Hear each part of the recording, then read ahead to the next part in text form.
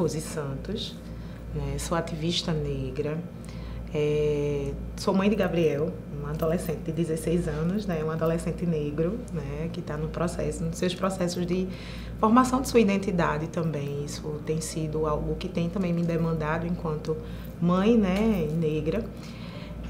Eu sou bióloga, né? De formação e, no entanto, eu me constituí sanitarista, né? Segui pelo caminho da saúde pública, que foi um caminho que me encantou e vem me encantando, apesar dos desafios, né? De pensar a saúde pública no Brasil. Eu também tenho um processo de embasamento, de formativo dentro do feminismo negro, né? Eu também faço parte da Rede Mulheres Negras de Pernambuco e dentro desse coletivo eu fui também me inteirando e mergulhando, né? Principalmente em temáticas como saúde da mulher negra, né? Atualmente eu estou na gestão, eu coordeno a política de saúde da população negra no município do Recife, que fica dentro da Secretaria de Saúde, né, do município.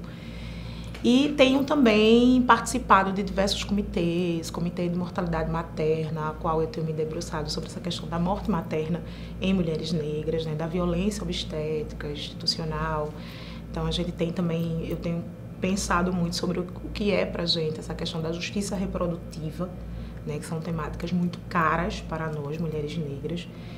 E, enfim, minha trajetória profissional, eu sou profissional do SUS, sou funcionária pública concursada, né, há 14 anos dentro da Prefeitura do Recife. Isso é importante trazer, porque enquanto mulher negra eu sou uma das poucas a ocupar um cargo de gestão, né? Então, nesse desafio do processo da nossa vida, né, de resistir, existir, aqui estou, né, para dar continuidade ao nosso legado, né? Então, estou aqui por conta das outras que vieram, né? Então, por uma questão de legado, por uma questão de ancestralidade, a quem, né, algumas mulheres que eu tenho, assim, no meu processo formativo como Soni Santos, né? Trabalhei muitos anos com Soni na política, né? Fui assessora e é uma das pessoas que eu tive o privilégio de beber dessa fonte e me constituir enquanto profissional, enquanto mulher, enquanto ativista negra.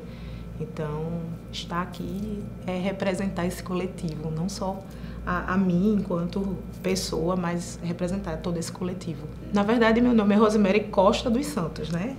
E aí essa história do Rosemary muito longo, né, bem americanizado, que meu pai traz assim no seu processo de leituras. Meu pai é um homem negro que dentro da sua vida, né, sempre procurou se desafiar, apesar dos processos do racismo. Ele conseguiu, né, mesmo sem ter letramento racial, né, sem ter a questão da identitária, mas ele conseguiu vencer algumas barreiras, né? E a gente sabe o quanto foi, né, custoso para ele. E esse nome, ele diz que foi atrelado à questão da luta norte-americana, na questão do processo afro, né? E ele disse que não entendia muito bem, mas que era algo que trazia para ele nesse momento, né? Então, ser Rose Santos, né, foi algo que veio para mim na adolescência. Uma colega de escola olhou para mim e disse: eu acho que Rosemary é muito longo, tu devia adotar o Rose, porque o Rose sempre foi um nome afetivo, familiar. E de lá para cá, então, no processo de mergulho dentro, né, da minha militância, da minha constituição de vida, eu fui adotando o Rose e aqui estou com esse nome que eu digo que é o nome social. Muitas vezes, na minha adolescência e juventude, eu procurava minha mãe negra e não encontrava, né? Então, onde é que está a minha referência? Né? Esse é um fato, um dado que eu precisei trabalhar na terapia, né? Apesar da minha mãe ser uma mulher que sempre, né, buscou-me num processo de valorização e autoestima, né? Então, para você ter ideia, eu nunca alisei o cabelo, né? Ela sempre me colocou essa questão de que o emprego né, que são os saberes populares. O emprego é seu primeiro marido, é a pessoa, é o que vai lhe dar sustância. Então, assim, mesmo ela sem ter acesso à escolaridade, né, ela sempre me trouxe esses lugares de empoderamento. Mas isso, apesar disso, a gente sabe que o quanto é importante se ver nessa questão da referência. Então, eu fui criada, né, nessa família, né, uma família que eu tenho um irmão, Rafael, né, onde a gente sempre teve, na medida do possível, uma vida simples, porém com o suficiente para a gente sobreviver, né. Eu digo que nesse processo de formação eu tive acesso às melhores escolas, né. Eu sempre fui uma mulher que, apesar de estar dentro da periferia, mas meus pais conseguiram, né, driblando, me dar acesso à saúde, à alimentação de qualidade. Mas isso me custou também um processo de um racismo muito forte, porque o simples fato de estar dentro de uma escola particular, onde eu era a única jovem, a única adolescente negra, isso me custou e me custa até hoje sequelas que o racismo deixa na gente, né? E aí muitas vezes eu pensava, acho que era melhor estar estudando numa escola estadual. E eu questionava meus pais, eu prefiro estar na escola pública, porque nessa escola particular eu sou rejeitada, eu nunca sou convidada para as festas, enfim. Isso também é um fator que a gente, né, e depois eu vim me compreendendo, entendendo os moldes do racismo, né, e trazendo esse processo como a base estrutural do nosso processo formativo. Na militância, eu sou sobrinha de Rosário Trindade, que é uma das fundadoras do Movimento Negro Unificado aqui em Recife, né, há mais de 40 anos que o Rosário me levava que é a irmã do meu pai, me levava para as reuniões do MNU, do Movimento Negro, que era no DCE, ali no centro da cidade. Eu criança e não entendia muito bem, mas muita coisa, as sementes que eram plantadas, né? O momento que ela parava com os sobrinhos, com os filhos, para trazer a leitura, para trazer a literatura de Naldete Pinheiro, né? Para trazer diversas literaturas nesse processo formativo, ela e seu companheiro Marcelo, que foi muito importante, né, nessa questão da minha militância, que depois na universidade eu resgato dentro dos grupos e também dentro de um contexto religioso, né, que aí eu tive uma formação cristã totalmente fundamentalista, e quando eu chego na universidade eu começo a acessar as religiões de matriz africana e entender de fato o que é a minha ancestralidade e minha identidade. Então a importância, né, desse processo, desse nosso resgate identitário. No momento que eu acesso de fato a minha identidade, eu começo a perceber, porque assim, é algo que a gente mistura, né? A identidade com se tornar negra. Então, a minha identidade vem desde a adolescência. Então, eu sempre tive, vamos dizer, a consciência e senti esse pertencimento enquanto mulher negra. Só que eu não entrei no processo de me tornar negra. Então, eu comecei na universidade, de olhar e de perceber algumas questões que eu não percebia lá, né, na adolescência. De entender um contexto e fazer leituras mesmo de conjunturas, né, de processos mais profundos. E a partir do momento que eu faço a escolha da minha linha de pesquisa, do que eu quero, do que eu gostaria de fazer, ou seja, isso também para mim foi um processo de divisor de água, né, vamos dizer assim, e de fortalecimento da minha identidade. E aí, eu, de fato, porque quando eu faço a opção que chego para o meu orientador e digo, olha, meu TCC vai ser sobre doença falciforme, porque eu quero avaliar qual o nível de conhecimento dos cursos de saúde, né? Porque eu venho de um curso frio, porque os cursos de saúde, a gente costuma dizer que são cursos frios no sentido de não fazer leituras sociais, né? Não fazer a leitura de fato, como é a saúde, né? Que não é só a ausência de doença, então a gente não acessa outros elementos que são importantes, né? Do bem-estar, do bem viver. Então, quando eu faço essa opção, meu orientador olha para mim e diz, mas você está no curso de bacharelado, você tem tudo para se tornar uma cientista, Então, assim, tentando me colocar naquela caixinha, e aí eu percebi o quanto esse racismo científico, ele estava presente e o quanto era importante a minha demarcação racial, né, enquanto mulher negra naquele momento. Né? Então foi aí o processo que acho que foi um dos processos mais difíceis para mim dentro dessa Constituição, né? Dentro desse caminho por optar, né? por seguir aquilo que eu tinha dentro do coração e de compromisso, né? Comigo e com a minha ancestralidade. Eu venho de uma universidade federal, né?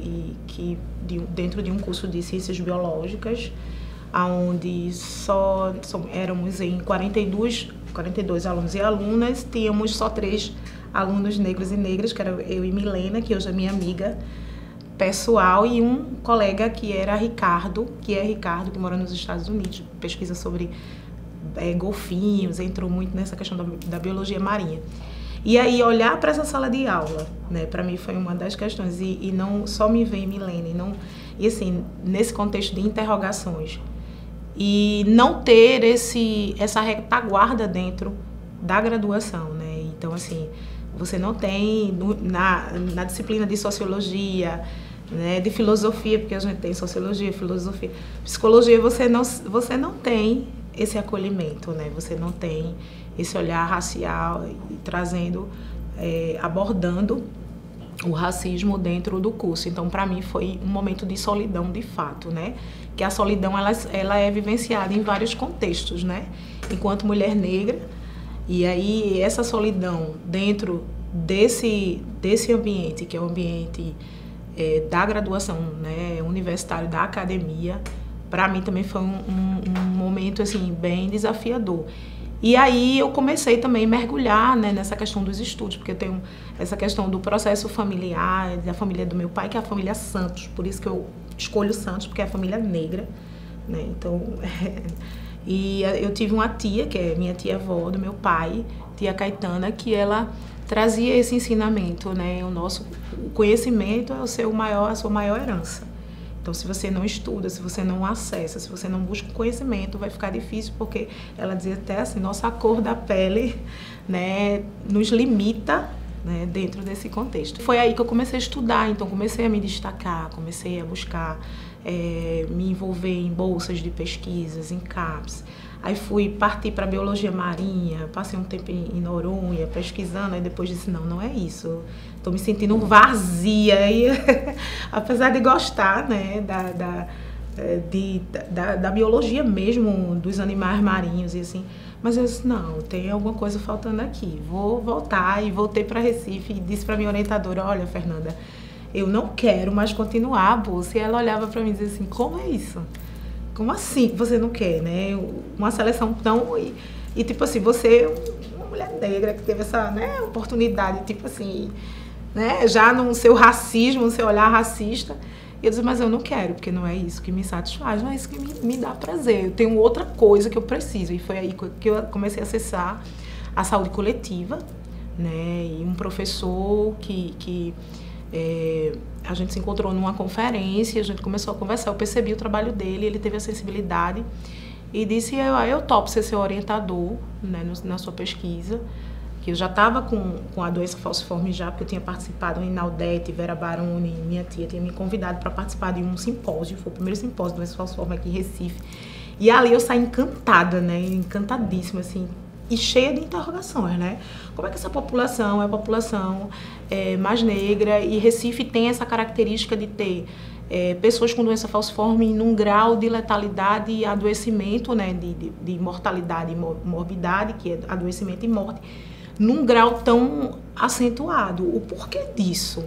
Aquilo me inquietou, e quando ele disse eu topo, mesmo não conhecendo, mas eu topo lhe orientar. Então, esse caminho para mim foi um caminho, agora eu estou, né, eu estou indo e trilhando aquilo que vai me trazer mais prazer e, de fato, me reencontrar. Então, eu me reencontrei dentro desse universo, terminei o TCC e aí fui pagar outras disciplinas dentro da própria medicina na Federal, né, que era patologia 1, 2 e 3, porque eu queria entender essa questão patológica mesmo, no sentido técnico, né, da doença falciforme, e também acessar outras questões que nós, né, porque saúde da população negra não só é doença falciforme, a gente começa a gente tem uma série de processos de integralidade que, de fato, a gente não foca na doença, né, quando a gente traz a questão da saúde, a gente vai focar nos processos de saúde, né, o adoecimento, ele vem para nos alertar e para que a gente entenda que esse adoecimento, ele é consequência de uma série de fatores, né, do que a gente chama dos determinantes sociais e raciais, que está dentro daquele território. Eu lembro que uma professora de microbiologia, ela começou a falar sobre a malária, né? Sobre as doenças negligenciáveis, doenças tropicais. Ela começou a tocar um pouco nessa questão do processo da Constituição de África. Eu lembro que ela até frisava assim, que isso me chamou a atenção depois para conversar com ela, né? E ela dizia, olha, lembrar que Egito é a África. Egito não é fora de África. E foi no Egito que a gente começa o processo de criação da descoberta para a microbiologia, para a bacteriologia, para os vírus. Então, assim, isso me chamou muito a atenção. Eu disse, oi, pelo menos, assim, tem alguma coisinha aí, né, que eu posso aproveitar. E a gente dialogou um pouco depois. Ela é uma mulher não negra, mas, no entanto, tinha essa sensibilidade, né, mas isso não foi aprofundado, assim, foi um dado que foi citado e, no mais, o meu curso de graduação foi totalmente seguindo pelos moldes tradicionais, né, e hegemônico. Além desse processo do acolhimento enquanto mulher negra, enquanto estudante negra dentro daquele espaço, né, no currículo, vários momentos eu senti falta do que a gente tem de mais precioso, né? Dentro, por exemplo, da saúde coletiva. Na disciplina de saúde coletiva, você não trabalhava a política nacional de saúde integral da população negra, né? Então, tocava-se nos ciclos de vida, mulher, criança. Então, assim, essa questão da humanização. Então, eu lembro muito bem que eu paguei genéticas de população, genética. Então, vamos perpetuar a raça, né? Isso era muito forte, assim. E aí isso me deixava inquieta. Então, eu entrava em vários embates na sala de aula, né? Tinha um professor de genética que ele nem olhava mais para mim. Nem olhava mais para mim. Eu entrei na universidade muito jovem, então ele já dava aula. E eu sentava na primeira fila, assim. Ele já virava o rosto mas professor, eu queria que o senhor, né, e já vinha munida de toda a leitura, então essa ausência, né, esse racismo científico que invisibiliza e silencia a gente, assim, é muito forte. E isso me inquietava, isso me trazia dores, inclusive, né? E aí a terapia que me fazia com que, na época da universidade, a minha abordagem não era uma abordagem afrocentrada, né? Era a terapia convencional, e meu terapeuta muitas vezes também, dentro da terapia, me questionava. Mas será que é isso, né? Será que... Então, assim, ainda teve esse processo que muitos e muitas passaram também, acredito. A gente viajava muito, né? O curso de biologia, você viaja muito. Eu estava no Vale do Catimbau. E é tanto que, para voltar ao Vale do Catimbau, eu tive dificuldades, assim. Tive que fazer muitos processos de cura, assim, porque foi muito... Aquele momento foi demarcador, assim. E quando a gente chegou, me lembro que no vale, em uma das montanhas, né, dos montes, ela olhou para mim, para essa minha amiga, que nós, assim, aquilombamento, né, total. E ela olhou pra gente e fez assim, é importante que vocês percebam, tava todo mundo, né, a turma toda, que há um caminho a se trilhar, vocês têm que estudar, né, mas vão ter pessoas que não vão ter capacidade. Porque ela disse assim, socialmente não tem acesso a recursos. E olhava para mim, minha amiga. Então, esse recurso que você não tem acesso, porque assim, a maioria dos meus amigos, dos meus colegas de turma tinha carro, classe média alta, e eu e Milena que ia pro RU, que é o curso integral, então a gente levava a marmita, ia pro RU, a bananinha tava ali, firme e forte. E a maioria dos colegas iam pro restaurante, ou ia pra... Enfim. E ela olhava para mim e dizia assim, tipo, vocês não têm capacidade, hein? Vocês estão aqui, mas vai ser difícil para vocês duas, né? Porque vocês têm que ter recurso muitas vezes para viajar. E ela começou a contextualizar. Então, assim, foi o segundo contato nosso com essa professora. Ela teve uma aula teórica em sala de aula para a gente se preparar para fazer essa imersão. E no segundo contato foi aula prática, ela disse isso, então a gente automaticamente depois ficamos destruídas, né? Assim, mas assim, vamos lá, né? E eu tenho muito isso da minha tia, então vamos lá, a gente tá aqui, vamos... Então, assim, na disciplina dela, inclusive, a gente estudou, tiramos 10 na disciplina, assim, eu não sei como é que ela conseguiu escrever o teste pra mim, Milena. Deve ter sido muito sofrido, né? E tempo depois eu encontrei com ela num congresso, porque como eu optei por doença falciforme, eu fui para o EMOP, passei um tempo na pesquisa da doença e participei também da implantação do teste do pezinho. A gente tinha um aparelho chamado Variant, que nem usa mais, que ele chegou aqui em Pernambuco e o EMOP foi que recebeu. Então, naquela época, eu estava enquanto estagiária e fui uma das estagiárias treinadas para fazer o manuseio do Variant, a leitura dos testes, teste de pezinho, né, para doença falciforme. E aí depois eu voltei para o EMOP enquanto seleção, contratada enquanto laboratorista, analista, bióloga do laboratório. E, para minha surpresa, ela estava lá, né, porque também ela tinha uma pesquisa de laboratório, não lembro.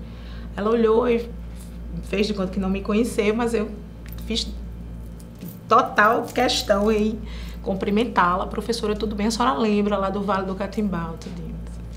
Aí fui, contextualizei ela, né? Então esse foi um dos momentos assim mais difíceis, que aí depois eu tive a oportunidade de voltar e não conseguia, assim, não vou. A passeio mesmo, porque isso vinha na minha memória. Quando eu voltei recentemente para o Vale, foi uma questão mesmo de cura, assim, de me conectar com aquela ancestralidade que está ali, né? Totalmente presente naquele espaço, né? É um espaço ancestral, um espaço nosso, assim. A história é viva, né? Então, a política de saúde da população negra, né, eu falo aqui em Recife, como eu já trouxe anteriormente, ela tem todo um compromisso com os movimentos sociais negros, né, da cidade, principalmente o movimento de mulheres, por sua implantação, né? E é uma política que tem uma proposta de olhar na integralidade para essa população, não só no campo da saúde, mas em diversos outros campos, né? E tem o racismo como a marca de enfrentamento e combate.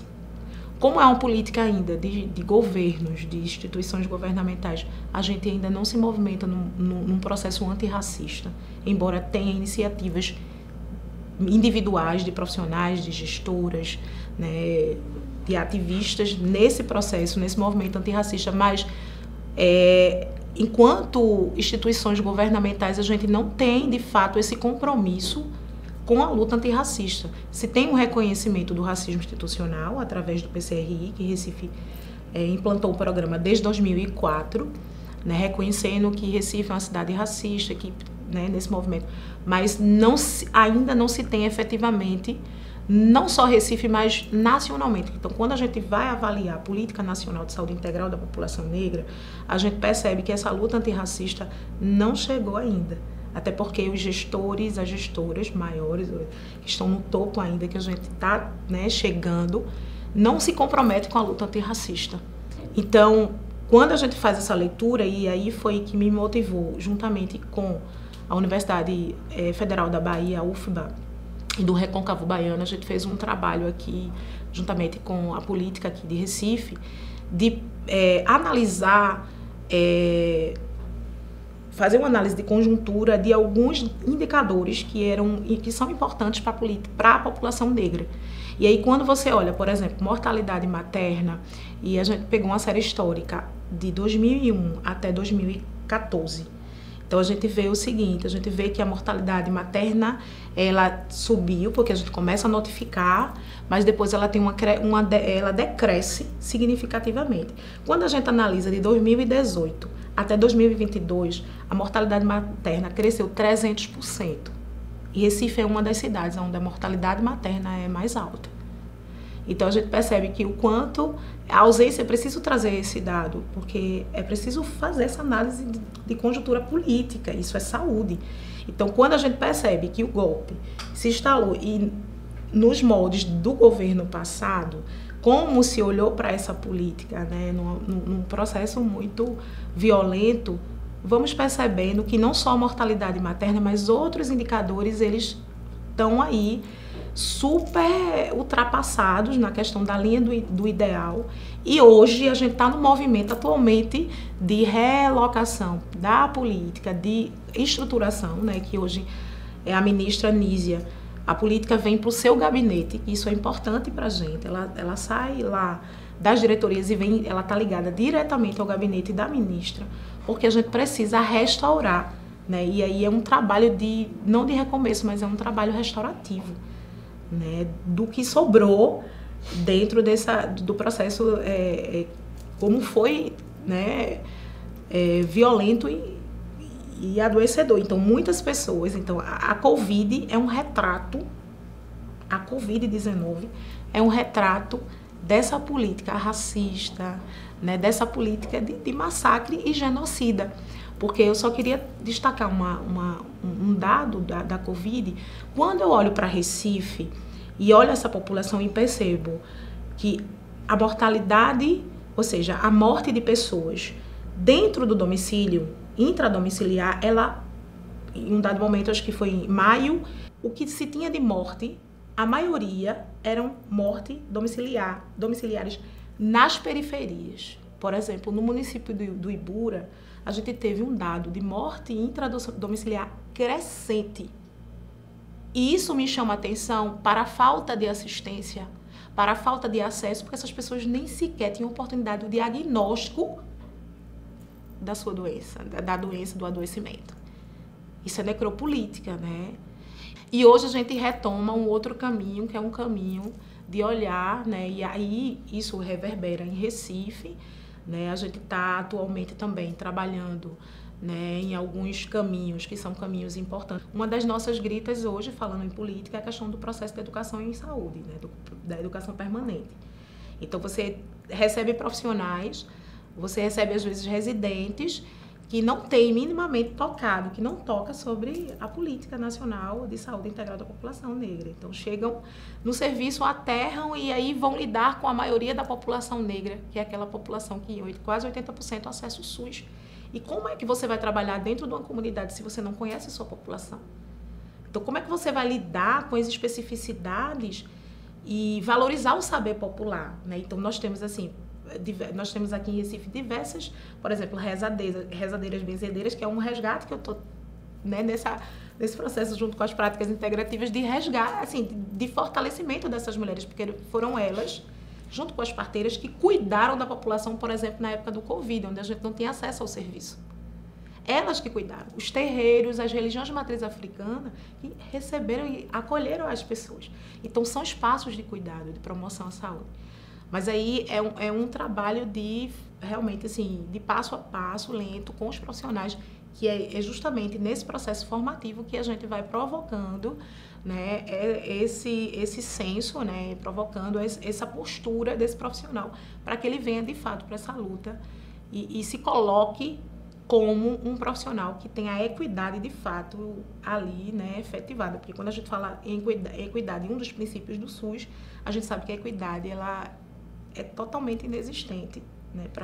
A gente não tem um olhar equânime, né? Porque se a gente tivesse um olhar equânime na efetividade, a gente não teria dados e resultados que nós temos hoje para a população negra na cidade do Recife, no estado de Pernambuco, no Brasil. Mas são muitos desafios, né?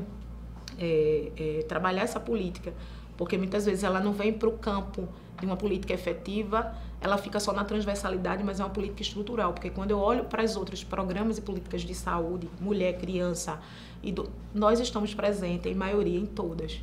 E aí essa coisa é algo que eu discuto também muito, a gente conversa muito, eu e Vera Baroni, que é de transversalizar, a gente passa, nós somos estruturais, né? Então esse é o exercício nosso também, do compromisso, né, de estar também aqui e dando continuidade a esse legado.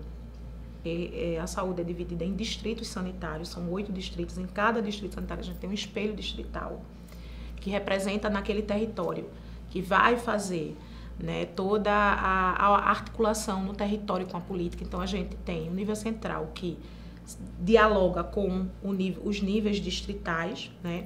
Nós temos GTzinhos, que a gente costuma dizer que são GTs menores, que são formados por ACS, em maioria enfermeiros e alguns médicos, que dentro de alguns territórios, Distrito 4, Distrito 3, Distrito 2, eles desenvolvem atividades nas comunidades, nas áreas que eles atendem, né? Como educação em saúde, educação popular em saúde. Então, a gente também se articula, e aí nós temos uma reunião, que é a reunião do colegiado, que é onde a gente reúne esse colegiado e a partir dali a gente toma, né, a gente decide, faz tudo de forma muito horizontalizada. A gente tem essa dinâmica de não trazer nada verticalizado, então a discussão com os próprios profissionais de saúde, que muitas vezes participam da reunião do colegiado, né, trazendo o seu lugar, né, de fala. Além disso, nós temos um grupo de trabalho de saúde da população negra, que esse grupo maior, ele que deu início, na verdade, ele puxou a implantação da política, né?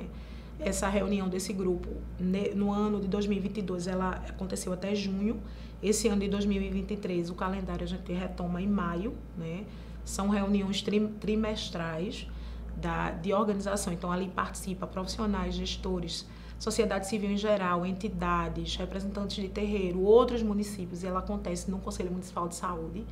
E dali a gente traz, né, sempre direcionamentos, né, proposições, discussões importantes para a política, né, para a questão do locus da política. Mas é um desafio ainda, porque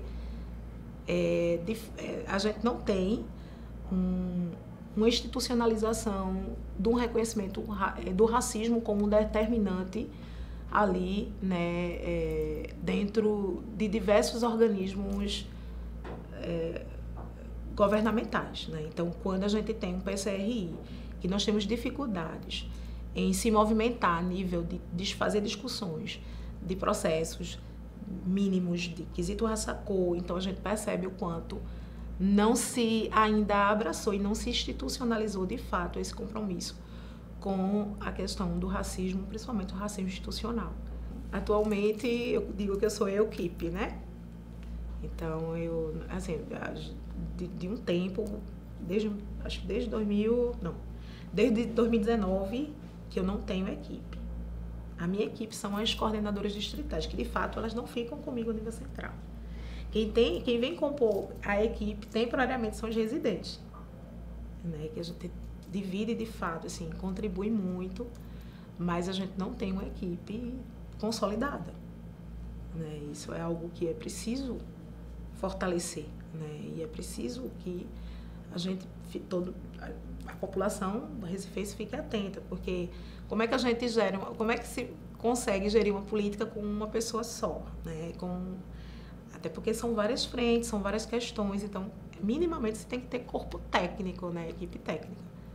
Então essa é um dos desafios, vamos dizer assim, dentro dessa questão organizacional, de recursos humanos mesmo, que a gente tem enfrentado, né? Nós temos médicos, nós temos graduandos, né, estudantes de medicina, que a gente consegue fazer um diálogo, né? Mas assim, a abertura é um caminho muito difícil, assim. Mas que a gente tem pensado em estratégias. Então, eu costumo dizer, assim, trazer para a minha prática. Tá, tudo bem, mas tem um lugar que eu posso minar aí, tem alguma brecha aí que eu posso entrar. Então, a minha parceria com a Universidade, com a UPE, né, tanto no curso de medicina e no curso de enfermagem, nas disciplinas de saúde da mulher, com a professora Benita, que é uma mulher não negra, e o professor Olímpio, que foi diretor do CISAM, né, na disciplina de saúde reprodutiva e sexual, tem sido muito importante. Então, a gente tem participado das aulas. E é interessante porque a forma como o Olímpio, por exemplo, ele traz a turma, né, é uma aula, teoricamente, mas antes dessa aula, ele escolhe o grupo que vai apresentar e vai falar sobre a saúde reprodutiva e sexual da mulher negra, então sobre saúde da mulher negra. Então essa equipe de 8 estudantes, em maioria, grande maioria, maciçamente brancos, né, de uma elite, né, eles e elas vão se preparar. E aí é que quando começa esse processo, né, do diálogo com a política, você vai percebendo, né, porque aí eu me encontro com eles, a gente faz reuniões, né, e aí eu vou percebendo. Então, assim, tem os seus apontamentos, mas na grande maioria a gente tem conseguido o acesso, e esse debate é um debate muito interessante. Mas percebo que a medicina ainda é muito médico-centrada, ainda usa modelos eugênicos muito pesados, violentos, né? Como, por exemplo, quando a gente vai para a obstetrícia, a questão do mito da mulher negra aguentador, né? Que é uma pesquisa da professora Maria do Carmo Leal, do Rio de Janeiro, que em um dado momento, num livro que na verdade foi um projeto de coorte, né, e se transformou num dossiê, que é o Nascer no Brasil 1, a gente já vai editar o 2, né, o pessoal já está se organizando.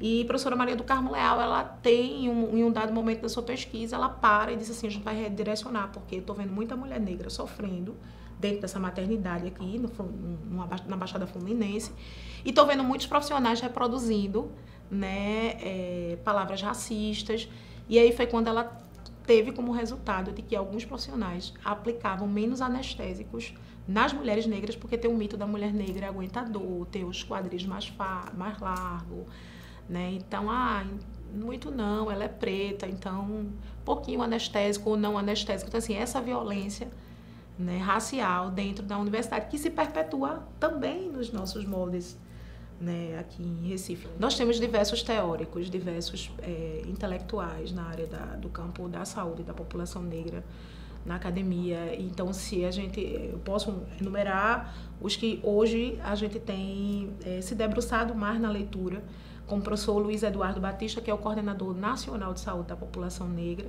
Então, o professor Luiz Eduardo Batista, né, ele vem da sociologia, ele é sociólogo, e tem todo um comprometimento, né, dentro da linha de pesquisa da saúde da população negra. Já foi gestor também na Secretaria de Saúde de São Paulo, né, do estado de São Paulo. Jurema Werneck, né, que é médica, que tem mestrado em samba, doutorado em cinema e que hoje é nossa representante na Anistia Internacional e voltou a clinicar na obstetrícia, para nossa felicidade também. Nós temos a professora Isabel Cruz, que ela pesquisa sobre a questão da hipertensão arterial. Para a população negra, o uso do captopril, que é algo que a gente também vai trabalhar esse ano, porque o captopril para a população negra, ele causa reação adversa. Ao invés da pressão arterial estabilizar, ela dá picos hipertensivos. E esse uso para a gente é um uso praticamente, né, que é preciso a recomendação de não utilizar essa substância. Nós temos também Fernanda Lopes, né, que é uma mulher negra, bióloga, também que é pesquisadora e trabalha muito a questão do direito sexual e reprodutivo. Mãe Bernadette, Mãe Leonildes, Sueli, então elas brigaram arduamente dentro do conselho, né, no controle social, para que essa temática ela fosse. E a gente conseguiu trazer Fernanda, né, para trazer todo um conhecimento que foi muito importante. Naldete Pinheiro, que é enfermeira sanitarista. Soni Santos, né, professora Ana Cláudia, que pesquisa sobre doença falciforme em mulheres também, então é uma pesquisa bem interessante. Então, Emanuele Góes, que trabalha com direito reprodutivo na Bahia, na UFBA. Para a medicina, a gente tem o professor Hilton, que é um médico do Norte, que ele trabalha muito essa questão do processo da medicalização na população negra, né? E aí, como conteúdo, trabalhar não só essa questão do processo da medicalização, mas também do racismo institucional na saúde. A professora Márcia, da UERJ, Márcia Alves, ela está trabalhando, né, o racismo institucional nos cursos de medicina, lá da UERJ. A Política Nacional de Saúde da População Negra são os documentos básicos, vamos lá, no arcabouço legal. O Programa de Combate ao Racismo Institucional é importante para esses profissionais entenderem, né, como é que se dá. A Lei 10.639, né, porque a partir do momento que a gente está dentro da nossa prática de saúde, enquanto profissionais de saúde, a gente também está exercendo a educação, né, educação na saúde. Então é importante essa amplitude, né, porque muitas vezes a gente faz reuniões de adolescentes, reuniões com idosos, né, a gente amplia, né, para esses espaços. Então, são documentos norteadores para se pensar e iniciar minimamente, que é o que eu trago também muitas vezes para os estagiários e residentes que chegam, porque a tarefinha né, vamos lá, vamos estudar, vamos acessar. Então, acredito que são caminhos que iniciam de forma embasada, né? O saber ancestral na saúde é nosso. Eu costumo dizer para os meus alunos em sala de aula, que eu dou aula também em cursos de saúde, né? Não falei dessa área. Eu sempre faço uma pergunta, minha gente. As primeiras vidas na Terra, elas foram trazidas pelas mãos de quem? Das parteiras indígenas e negras. Antes da medicina se constituir, há 500 anos atrás, nós tínhamos as parteiras trazendo as vidas para a terra. Então, o partejar é um dos exemplos do nosso legado ancestral, que foi tomado, de certa forma, pela ginecologia, e não desconsiderando o saber, né, empírico, a importância da medicina, da ginecologia, mas que a gente sabe que muitas vezes, e é o que acontece hoje, né, invisibilizou as nossas parteiras, né, no saber de fato ancestral. Então a gente sabe que não é algo que é somado. Então por isso que a necessidade do resgate dessa sabedoria de Dona Maria José, que é a parteira mais antiga de Pernambuco, né, com seus 87 anos, e aí muitas vezes chegar para conversar com Dona Mazé é você passar o dia todo na casa dela e você não se saciar de conhecimentos. Então nós temos saberes ancestrais que são legados nossos. A ciência a saúde é uma ciência que nós, enquanto população negra, a gente trouxe esse saber para essa terra. No entanto, nós fomos silenciados e silenciadas. É esse olhar que a gente precisa, né, e muito mais, escutar a nossa população, né? O profissional de saúde precisa escutar, porque só quem entende da nossa dor somos nós, né? Então a gente entende muito bem dos nossos processos. O que precisa se formatar no momento de uma clínica é o conhecimento mais empírico, né? E ajustar aquele caminho de um tratamento terapêutico mais adequado para aquela pessoa. Uma coisa que eu queria também trazer com relação à política de saúde da população negra, a gente precisa disseminar a informação da política, sobre a política de saúde da população negra, porque muitas pessoas não conhecem. Profissionais de saúde não conhecem. Então a gente precisa cada vez mais reproduzir que nós temos uma política, que é importante que as pessoas acessem, que é importante que as pessoas tirem dúvidas, que as pessoas critiquem, porque a política de saúde da população negra, ela anda com o movimento e ela não se opõe, ela não se esquiva das críticas pertinentes do movimento. Porque o movimento e a sociedade civil é papel deles e delas, não é nosso também, que a gente também fazer esse controle, né? Trazer as reivindicações necessárias. E isso, para mim, é um ponto-chave, sabe? Eu costumo dizer que quando tá muito paradinho, eu fico inquieta, porque no meu lugar não pode. Então, cadê o conselho? Cadê os movimentos? Não, minha gente, é isso, né? Porque a importância da universidade, da academia. E, para finalizar, nós precisamos cada vez mais estreitar o diálogo da gestão com a academia. A academia, a universidade. Muitas vezes a gente tem esse distanciamento tanto por um olhar da gestão, né, de ter seus processos de egos, enfim, de constituição, de dificuldade, quanto a academia. Né? Ficar no campo teórico é importante, sim. A partir da teoria a gente tem muita coisa, mas a gente precisa ir no campo da prática, para que a gente tenha um olhar de fato, de reconhecimento para essa população, né? E a gente não tome o lugar de fala das pessoas, porque isso é necessário, sabe?